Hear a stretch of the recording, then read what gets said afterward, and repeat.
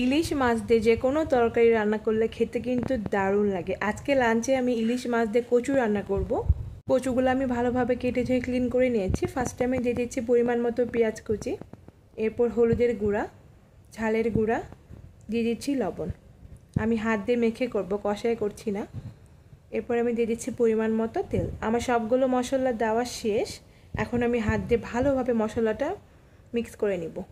আমি হাত দিয়ে ভালোভাবে মশলাটা মিক্স করে নিচ্ছি। মশলা মিক্স করা হয়ে গিয়েছে। এখন আমি দিয়ে দিচ্ছি ইলিশ মাছের মাথা আর লেজের অংশটা। আমি আবার মাছের সঙ্গে মশলাটা ভালোভাবে মিক্স করে নিচ্ছি। আমার মিক্স করা শেষ মাছের সঙ্গে।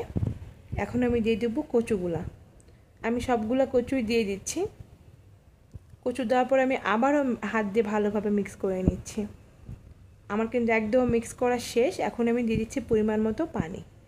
ফার্স্টে আমার পানিটা কম মনে হয়েছে, যেহেতু কচু সিদ্ধ হবে। আমি পরে আবারও পানি অ্যাড করে দিয়েছি। ঢাকনা দিয়ে ঢেকে দিয়েছি, চুলাটা অন করে দিয়েছি।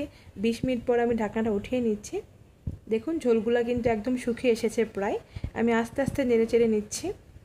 এখন আর আমি ঢাকনা দিয়ে ঢেকে রাখবো না। ঝোলগুলো আস্তে আস্তে শুকিয়ে যাবে, লাল লাল পোড়া পোড়া হয়ে আসবে। অলমোস্ট ঝোল কিন্তু শুকিয়ে এসেছে। এই তো আমার রান্নাটা রেডি। গরম গরম ভাত দিয়ে এই তরকারি খেতে কিন্তু খুবই দারুণ লাগে। Thanks for watching. আল্লাহ হাফেজ, বাই।